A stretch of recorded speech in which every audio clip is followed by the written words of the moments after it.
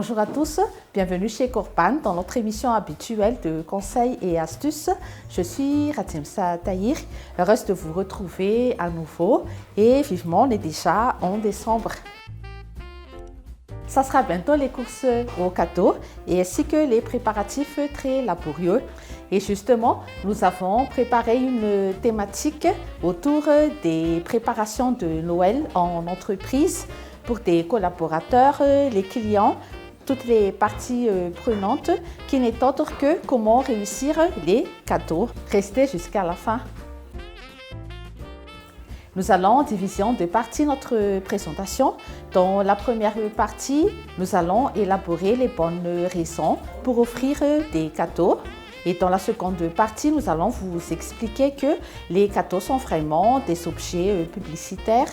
Dans notre print screen, vous allez voir des aperçus des cadeaux qui sont vraiment très tendance actuellement. Et nous allons également vous expliquer comment est-ce qu'on peut dispatcher les cadeaux.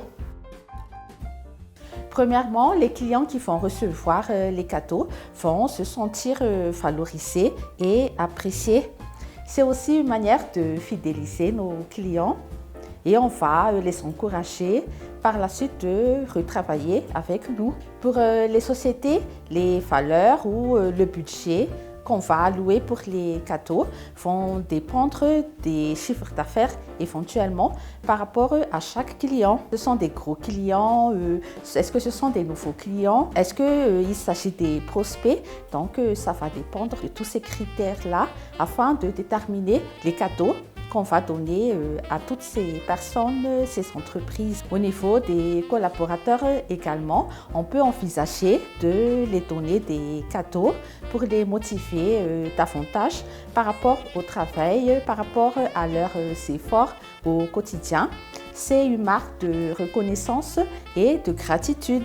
Et cela va aussi contribuer au bien-être par rapport à nos ressources humaines, par rapport au personnel. Tout à l'heure, j'ai un peu parlé des prospects.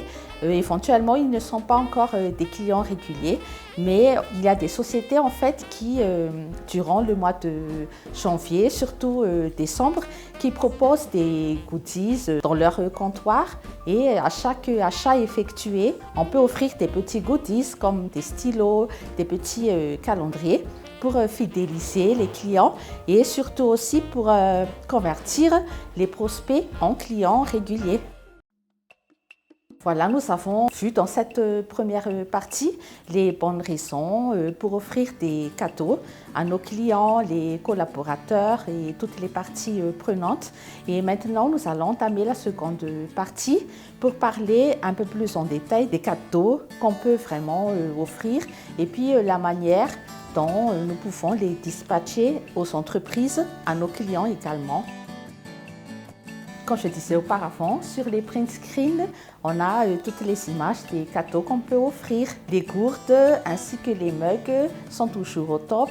Comme c'est la saison des pluies actuellement, on peut toujours offrir des parapluies qui sont très personnalisés et on peut mettre notre logo dessus avec des slogans comme on veut. On peut toujours offrir aussi les inséparables, les classiques comme des stylos, des agendas, des calendriers qui sont toujours très utiles au quotidien. Et nous avons quelques petites nouveautés à l'écran, des accessoires de cuisine qui sont très personnalisables, très tendance. Et ça sert aussi à décorer notre cuisine, notre salon. Et même on peut emmener quelques objets au bureau selon notre convenance. On a des lunch bags, des verres à pain par exemple, des assiettes à fromage, comme nous indiquent les images à l'écran. Et pour notre équipe, nos collaborateurs, on peut proposer des puzzles où on a des photos d'équipe pour les départements. Ça va nous surprendre et ça va également amuser nos collaborateurs pour les motiver davantage par rapport à leur travail. Au niveau des papiers cadeaux, nous avons un large choix. On peut directement imprimer dessus notre logo avec quelques petits messages. Mais on a aussi des papiers cadeaux en craft qui sont plus naturels, plus artisanaux. Et au niveau des dispatchs, on peut avoir les coursiers qui peuvent les livrer. Mais on suggère aussi que si on a les commerciaux, les responsables marketing ou même des membres de la direction. En fait, ça va dépendre de la hiérarchie, des cibles, des sociétés, là où on va offrir des cadeaux. Et donc, pas forcément les coursiers, mais si on a l'opportunité de les emmener directement, et on peut saisir l'occasion également pour visiter les clients pour des petites briefings de fin d'année ou de nouvelle année, parce que même en janvier, on peut toujours offrir des cadeaux. Pour certains clients, on peut envoyer des cartes avec des petits agendas et à ce moment-là, on peut travailler avec des courriers express pour des livraisons.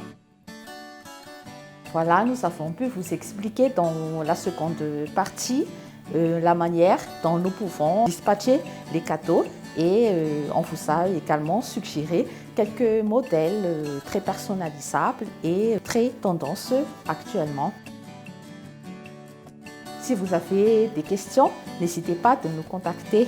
Merci de votre attention et à titre de rappel, chez Corpan, nous faisons toujours des recrutements, des coachings et vous avez déjà nos coordonnées. N'hésitez pas, si vous avez des questions, si vous avez des commentaires, vous êtes toujours les bienvenus. Nous vous souhaitons une bonne suite de programmes et on se donne rendez-vous sur une prochaine vidéo. À bientôt.